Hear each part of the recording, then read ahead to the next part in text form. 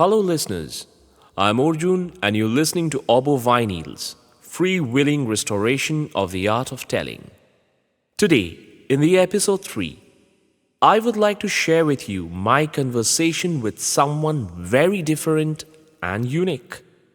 A story, be it any kind of story, becomes a complete story when someone reads the story, sees it, or hears it. Now, what if I tell you about a storyteller who enacts and performs a story? A solo performer in his own style, that too a style quietly rooted with the very Indianized and ethnical technique. Like the ancient bards, faring through the village roads, hymning, narrating, and performing stories so colorful, so emotive. Similarly, such is an urban storyteller whose stories speak of the enriched history, folklores, the Puranas of India.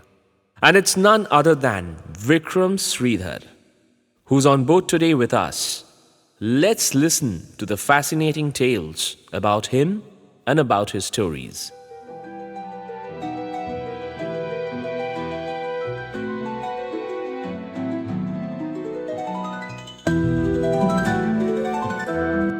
Hello and Namaskar Vikram. We welcome you on behalf of our audience and from our Robo team to this chat session.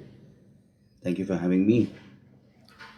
Vikram, how did you actually, start up as a storyteller? What was your inception point? So, storytelling for me now and even before, and how it started was an intersection between my work and interest in theatre, social work, working with children in different capacities, and public senior citizens, etc., and also wildlife. If you look at the Indian tradition of storytelling, there will always be a flora fauna in it, and it will always be towards an audience who's intergenerational. And storytelling at about 15 years back was sort of restricted to children's school in a certain way. And having been in theatre in various capacities, and I was also trying to find my own voice. This was about 2012, 13, when there was an opportunity to perform, not to perform, but the word always is storytelling, but telling a story of an animal lore to an audience of children mostly. But then when I finished the story, I realized that it was easier to do it without the text, without reading the text or without doing a read aloud, which is read aloud is another format. But to bring, and the audience also gave it feedback that it was more easier to connect when I was not using the text. And also the thing was that there was a stereotype of animals in the laws. I mean, we look at fox as cunning or so on and so forth, but I've rescued foxes, but fox is not cunning. The act of the fox is cunning. So this leads to a larger bias and stereotype. So the larger context is a childhood what is a stereotype is an adulthood bias. Most of now looking very deeply, a lot of our adulthood bias is because of what we've consumed as stories. Now, from a world of theatre, I thought now I should look at these stories not as telling, but as kind of perform it. And then my sort of research said that this happens in the traditional theatre format of storytelling. And but what if I do this as in English in a contemporary form? And that's when about 10 years back I was looking at spaces to perform, and most of the spaces even those days didn't you understand the word performance storytelling. When theater was when you say performance storytelling, so when the storytelling meant a certain audience. So I want to break it. What if one person performs to 100, 200 people at the same time? And that experiment, that thought is what led me to look at storytelling. And the trigger was an article that immediately came the next day saying that there was this guy who did this laws of animals in a very different way, which was refreshing for the child, but for adults it was psychology and a lot of what do you say, philosophy in it. And that trigger point said that maybe this is the journey forward, and that's when it. So, Vikram, if I say storytelling as a tradition is a very ancient art form, and especially in a country like ours with a diverse ethnical identity, storytelling has developed in various ages. So, you have actually capacitated the storytelling in a very to a very urban audience within a very urban framework. So storytelling always had its root in the rural background as well. So how did you constitute and connect? So, as I'm not going to divide urban and rural because our emotions are the same. If you look at the Navarasa, you look at the uh, and what do you feel when you're alone? A person anywhere in the world, our emotions are the same. The outer layer is different. I mean, the language is different, the ethnicity is different, but one layer deeper. A jal, neer, vellam, tanni, whatever I call it, what I consume is the same. So, emotion is same for anybody across the world. Now, if you reach that emotion, then that's easier. So, second is culturally. Storytelling, music, and dance are an integral part of our expression. Like somebody said, as an artist, when did you start painting? And he said, when did I stop painting? So we've always consumed dance, music, and storytelling as a part of a cultural realm in any form. But over time, dance got outsourced. We used to dance every day, but today we only dance once a year or twice a year. Um, Second was again singing and music, and uh, and singing doesn't need to have learning. To teach, you need to learn. So, which means to sing and dance. Somewhere we were saying that, oh, only if you're good in singing, you can sing, or only if you're good in dance, you can dance. And similarly, that is happening to storytelling also slowly. Only if you are a good narrative or a good, uh, you have the skills of a performer, then we get into that realm of performing. So, which means art is slowly in an urban space is getting outsourced completely. Whereas so that divided into rural, but they'll sing in the morning, dance in the evening when there's no light, and they'll be creating a story while walking to the farm. What is unstructured became structured in urban. So that's when if you look at that from, everybody has this Nautanki inside us. And storytelling is the last of that which is outsourced. And today that's also got outsourced.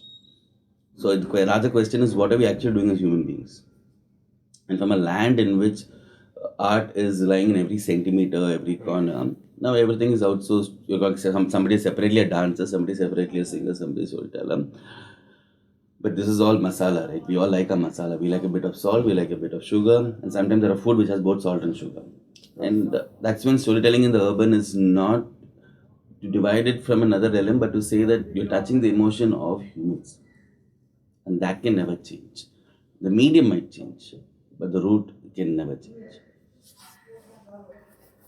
Vikram, Mm. we have known that storytelling, in a way, is has been prevailing since one of the most earlier days of civilization.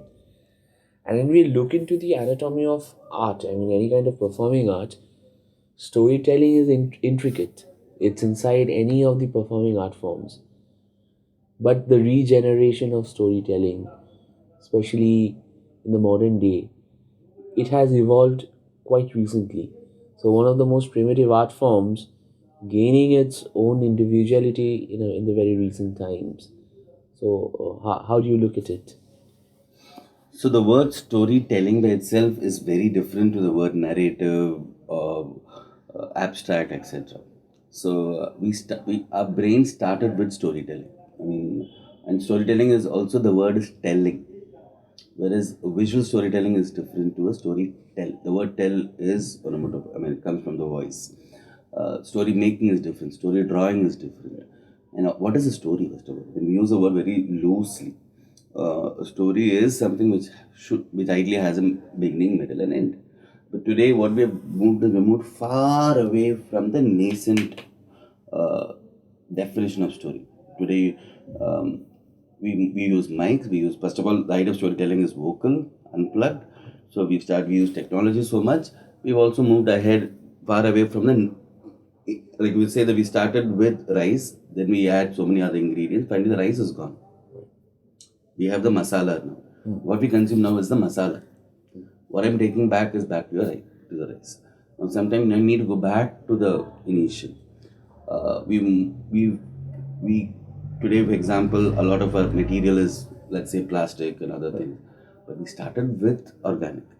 I'm saying go back to the root. And today and even today, We use technology to go fast. I'm saying now go back to the slowest form. And that's what storytelling is in my way of an intangible heritage of this country. Going back where it is completely unplugged, it is slowing down. It is not even using even one element of electronic medium. Just listen. We used to listen, and today listening is reduced, and we had all other Maya coming out. We had LED screens coming out. We have all other thing. But the raw is gone out, and that's where I'm trying. For me to pause and say, in Assam, there's a word called lahe lahe. Can you just go lahe lahe, because today uh, that is missing. I mean, we go everywhere in 10 minutes, but what is to go to the same place in 40 minutes in a slow walk? That is therapeutic, and that's what storytelling in my own form. So, Vikram, your storytelling is mostly, I mean, I should say it's actually based on live storytelling, right? So, uh, how do you feel that in the era of digital media, I mean, digital media has kind of infiltrated the entire medium of communication to a large extent, I should say. It has actually infiltrated and created the macro possibilities. But you are sticking on to the live storytelling, the very essence of the oral art form. We all have been listening to stories as a kid. Maybe one of our grandmothers or grandaunt or aunt used to tell us stories. So, are you creating that possibility, that very organic storytelling? So digital and electronic is is technology of today's time. Like in 100 years back, technology would be, let's say, radio. 1,000 years back, technology would be palm leaf. 10,000 years back, technology would be rock art.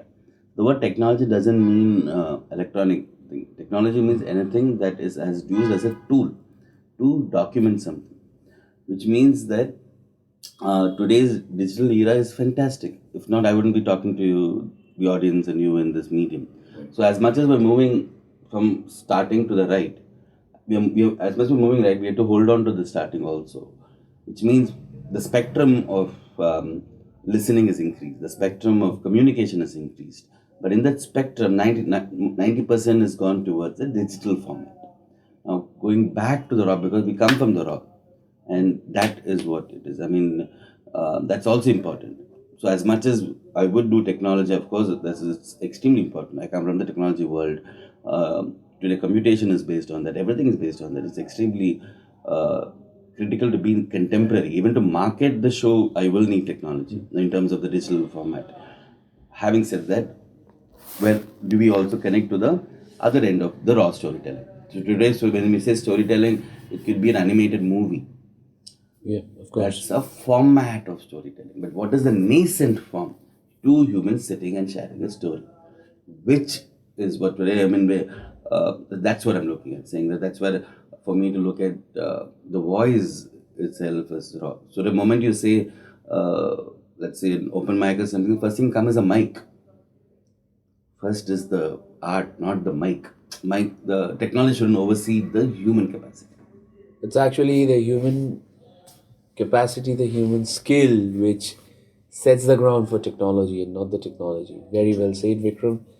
And in that, I mean, the next question, storytelling shares a very uh, proximative periphery with theater. I mean, if we see on a larger, from a larger spectrum, storytelling is a theatrical art form. Or rather, we could also say that theatrical art form in the modern day had derived quite a lot from the primitive storytelling. So, how do you connect theater with storytelling? So storytelling is also into multiple dimensions. I mean, storytelling is also visual. I mean, if you draw the same story without audio, it is representing it. Dance is also storytelling. So theater becomes an amalgamation of audio and visual, whereas dance is purely visual, music is purely audio, and when you bring both together, that's when theater comes in. So it's audio visual. It is the body. It is the thing. So sometimes I say the body is the PPT, and your voice is your YouTube, and both are important to connect with an audience, and theater gives you this fantastic ability to do that. But theater also has multiple formats in today's time, where if you look at mime, Mime doesn't use audio at all. I mean, there can be electronic audio. Yeah. The human audio is absent. Yeah. And vice versa, there can be complete opera where the audio is, so the spectrum of theatre is large. And sometimes we confuse theatre with acting. And that's when I think the audience sometimes confuses theatre with dialogues and monologues and forget that theatre is, uh, a, it's a spectrum of fantastic abilities to do with the body and voice. Right. And it's coming in different way. And we used to do this. I'm saying I mean, from a very, if you go to a very traditional form, we've used bodies such fantastically. I mean, what is circus, for example?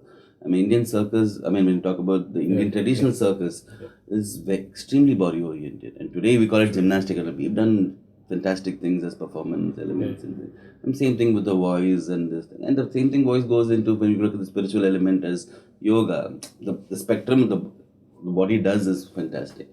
And theatre in that way is performative. I mean, but all that you're looking at is an audience, which is different to singing. I can sing in my studio. I can't do theatre in my studio. But today I can record and put it, that's different. But I'm saying the beauty of theatre is you need an audience. Whereas a dance and music can be done as a solo form. You have an audience, you don't have an audience, that's okay. Theatre needs an audience. That's when the fourth wall is interesting in theatre. That's where I define theatre as a different performing art. It is audience oriented. I mean, it's not that I can even do a complete play without an audience. But there is an audience, you're yearning for the audience. Right. Whereas in dance and music, somewhere I can just sing in my room and feel better. But in theatre, I need an audience to come and clap and say that, oh, this is fantastic, because there is a relationship. And today we think stage is also only on the stage. No, for me, theatre is also where the audience is also part of the stage. The tech room is also the stage. The stage is so large. And the backstage is also the performance, which means there are four performative elements to the larger element. In fact, in storytelling, I mean, similar like theatre, in today's theatre, we tend not to always avail for an auditorium. We always try to experiment with spaces. I mean, there are quite a lot of space-oriented theatre performances and site-specific theatre performances. So you think storytelling also is, I mean, getting its... It needs to. Right. Because proscenium is the most contemporary form, but we never began with proscenium. Right. Proscenium is unfortunately a divide or distance between the audience and the thing. For example, if you the show that you watched yesterday, in a normal theatrical performance, the audience would be in darkness. Right. Because for me, the audience is the fifth wall, and if the audience is not adding, then how do the performance go in a certain realm? I mean, that's my form of storytelling. I mean, so also, of course, there will be a script, there will be an element of preparation, but the audience, if the audience has to give in. Right. Otherwise, how do I make sure the audience is not sleeping? The Indian traditional form is always audience is also a co-actor. Whereas the contemporary form is the audience is at the distance and the performer takes stage and finishes and goes.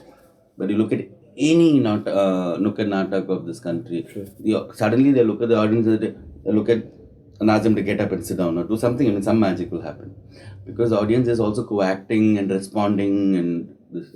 And today, the contemporary, I'm not saying English, but the understanding of even school theatre is you perform, the audience is sitting and watching, and they need a sofa, nice, comfortable seating. No, they need to be, because more comfortable they are, they'll go to sleep. And this is not a lecture. This is not a... True.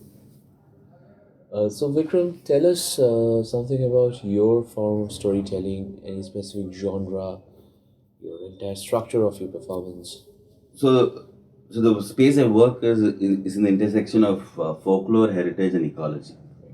And so the research I do, the travel I do, the content that I create, because storytelling is 90% driven from a lot of it from books. But that's not the only source in this country. And book is an author's medium. But a storyteller's medium can never be a book. It has to be what I say is when somebody says, do you write stories? I say, I create stories. Which means a storyteller has to create narratives, create stories. Author writes stories. So if you're taking an author's this thing, you're giving credit to the author. But what is your work? What's the audience coming here for? So that is my genre, in which I say that stories that I share, I research, I put it out, is not even written by me anywhere. I mean, it's maybe a line or two, but it's rooted in heritage. When I say heritage, it's not history. When I say folklore, it means emotions a lot. I mean, it means what connects somebody in Bengal to somebody in Chennai. Those folklore, and folklore doesn't mean old. The word folk is people. Lore is wisdom. That itself sometimes is misconstituted as old wine. No, it's not about old wine. It's being the most contemporary. Folklore is contemporary. When you take a story and have the audience come in, it automatically becomes a folk tale because the audience is involved in it. And third is ecology, which in this country is not flora fauna, and nature is everywhere. I mean, and today to look at nature as an element is so important, to look at wildlife in various facets, and that's for me is interesting, because every tree in this country has stories ingrained in, from worship to philosophy to psychology to everything. And then, of course, for fauna, a lot. I mean, if you look at the Mahabharata to the Ramayana to the Aesop fable is derived from the Quran. I mean, there is enough references of Allah in that. And many anything animal laws are the basic of it. And to work with the Panchatantra is something that I work deeply. And the idea of the Panchatantra is to say that if you understand its philosophy, if you don't understand, it's a story, because story is a carrier. And but whereas the animals are not, because you need to understand the ecology. It is to understand that we have an elephant in us, we have a rat in us, we have different elements of nature in us over the day. And how do you process that in a day to day? And a very simple thing is to respect the outer world, because we come from their land. We come from their land. We go into their land. But how much of them do we connect to? So that's the ecology part. So all this is sort of, and also a lot of time you find these all integrated automatically. I mean, you look at a any ancient structure, you'll find heritage, you'll find ecology right on it, the flora fauna that's been depicted, and stories about it. Vikram, coming from a very diverse background, you have been into engineering, so it's a very interesting crossover from an absolutely a technological, academic based background to performing arts. So, how did the journey happen? How did this intersection and crossover happen? So, like I say, I mean, there's always three types of people who connect to arts. I mean, and arts is always, ideally, coming from a culture of the South. I mean, arts is always at home. I mean, you always have celebrations and the thing. But what to look at is how to make it a mainstream world. I mean, Right. because any function there used to be singing, any marriage wedding there will be decor and music and dance, and in a country like India, where today, looking today's time, there are three types of people who call themselves as artists. Either we come from a lineage, or we come from we study and come. The third is people who move crossover, and I'm sure, and there are so many singers and actors, even in mainstream, who crossed over when they were 40 and 50. But financial base is important, and I don't come from an arts background family. My father and mother, my father was a businessman, my mother was a homemaker. But having said that, they were extremely fortunate. I mean, I was extremely fortunate for them to support me and my brother. My brother's a tennis player. He was India number one at one point of time. He was a Davis Cup, so on and so forth. And Vinod Sridhar. So they gave me the options of looking at anything I love to do. So they wanted the children to be sports or arts. But sometimes you have to say enter you. I mean, sometimes how do you know that you can do this? Because it's still in India today, sports and arts, it's not the first option. So the first option is to do your academics well and to be safe. And to We be safe. still have that stereotypicality in our social structure. Absolutely. And especially if you're good in your studies, what do? You have to be more safe. So I did get my 90s in my 12th. I did well in engineering. And all that. So the next level is to look at a career where it's safe, because you have to be self-dependent. So I started earning when I was in my college. So not to be burdened to anybody. Even to do arts, you need money. Who's going to fund it? And that was, I was very clear on it. My passion will always be driven by my own economy. And by the time I had, so, I mean, by the time I started working, I was very clear in what things that I wanted to do, and which is meaning I need my financial energy, I need my spiritual energy, I need my emotional energy. So my financial energy came from the work I did, and I was extremely happy doing it. I mean, I mean, the work was consulting with one of the biggest companies in the world, called IBM. I could travel. I had traveled to many countries and many things. And similarly, when I moved to SAP in Ariba at that time, I used to again work with marketing. Now, at certain point of time, our life also has something. What do you do next? So it's and parallelly is when I had from the time I joined work, I started working with theatre. I started my own group called Tahato along with a few others, which is still doing fantastically well. I used to work with a rescue center. I started the Joy Giving Week with few others, which is called Dan Utsav now, Right. which every year once a week is out of given. So many things. So spiritually, I loved working with nature. Was interesting for me. That's important. Emotionally, theatre gave me my therapeutic moments and all that. So, but as you age and go on, sometimes you can't do as many things in a day, and that's when the intersection happened for 10 years back, and storytelling became where I could talk about wildlife to an audience where who had no access to education, this thing. And also entertainment, it doesn't mean laughing, entertainment means engage. So taking theatre, using ecology to audiences of multiple intergenerational age group and doing it as a service. Now when that happened, I thought that's going to be my social work. But then when Tamasha the movie came, Times of India wrote this front page article saying there's somebody who's really doing this for a living. I said, not doing for a living, I'm doing this for this thing. And then the trigger said, maybe this is the genre that was missing. Because in theatre, you look at a living. And storytelling, nobody looked at a living. And storytelling was a subset.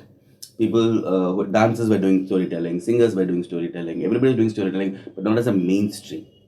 But in the movie, like how in Tamasha, he goes to a full-time storyteller. That's it. What is this? Only I just do storytelling. And then you go see the Western world. There are people who are full-time business storytellers and corporate conferences, and I attended one such in Atlanta, and they were saying, back home in India, people tell everything through stories called the Mahabharata. I travel all the way there and to listen to the same stories again. And that led me to doing a lot more work in storytelling for about 6, 7 years. And in 2007, the idea was to see if I can take a break and just do storytelling. 6 months has become about 8, 9 years now. 8 years now. 8 years now. So, Vikram, could we say that rightly you use the word, I mean, spiritually, you drew your um, elements of inspiration from the nature and emotionally from theatre. So, you have actually interconnected, you had the connotation between two strongly. So, in a way, we could say that it's art and nature which both inspired you for your storytelling. Absolutely.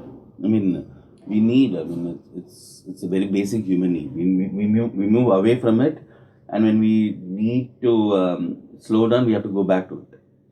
So arts and nature is extremely integral. And that's. I mean, as a child, I was also connected to it, but I never knew that it'll be a full time for me. Tell me, Vikram, what do you think, or how do you say the future of storytelling as an indigenous art form, as an individual art form, strongly? Just as other art forms they exist, what would be the position of storytelling in the coming years? So the beauty is, unlike theater, because theater works in a team format. Storytelling, like a singer or a dancer or even a stand-up comic to look at it, it's a very individual form. So which means it's absolutely dependent on the individual person's capacity, individual person's work. There's a huge scope to it. I mean, today, everything needs to be told through a storytelling format. But how do you engage the audience is what's going to tell you how much you sustain it. And that's the craft that you build. So the craft needs multiple inputs, but like anything else, there's huge scope to it. It's an ocean, not even touch. So, Vikram, in the end, would you like to convey a message to the storytellers of the future or storytellers in making? I'll do this through a story. So once upon a time, there was a porcupine. And this porcupine was living in a very, very, very humid weather. And suddenly the weather changed and it became extremely cold. And it was shivering. And at the same time, it saw another human being. I'm sorry, another porcupine She's also shivering in the cold. And they both realized, both of them shivering, and they came closer to each other and they hugged each other. The moment they hugged each other, they felt extremely warm. And they felt extremely warm. But the moment they started hugging, they started feeling the pain of the bleeding because they were poking each other. They moved away. And as they moved away, they felt fantastic. Everything was fine and cozy. But the loneliness and the weather was again sort of killing them. So they had the choice of either hugging and bleeding or living alone and slowly moving away. And that's life. The moment we come towards each other, as much as we feel poked from somebody, we also poke the other person. But we need the warmth of other people, and that's how we sustain. We are not the best of people in the world. In the same way, storytelling stories are important to make us understand that we are very normal people. We are extremely normal. We are not, and nature's already made us, has given us superpowers like the eyes, the ears, the hands, the voice. What other superpower do we need? And storytelling uses these fantastic elements of the superpower and just making sure that we live today's life. We are here today, that itself is the biggest gift. And for any storytellers, this thing, be normal and natural. You don't need anything extra to make you a storyteller. Vikram, it's fantastically and beautifully versed, and I'm quite sure that this would be definitely a strong inspiration for the storytellers of the coming days. So I thank you from Team Ovo and from our audience and wish you the best of the time in being. Thank you, and I hope the readers have a great time, and you also grow as an impact of the people. And thanks to you, Arjun, for creating time and the questions. I had a great time too. Thank you, Vikram.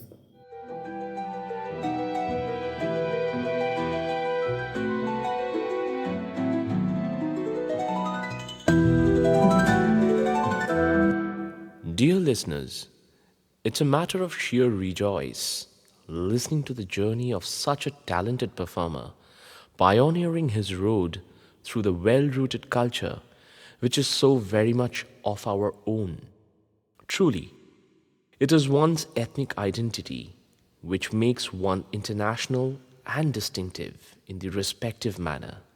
So, as I bid farewell for the day, I would like to remind you that we will be coming back with more such stories only on Obu. Till then, stay well, stay in peace, and stay tuned to Obu.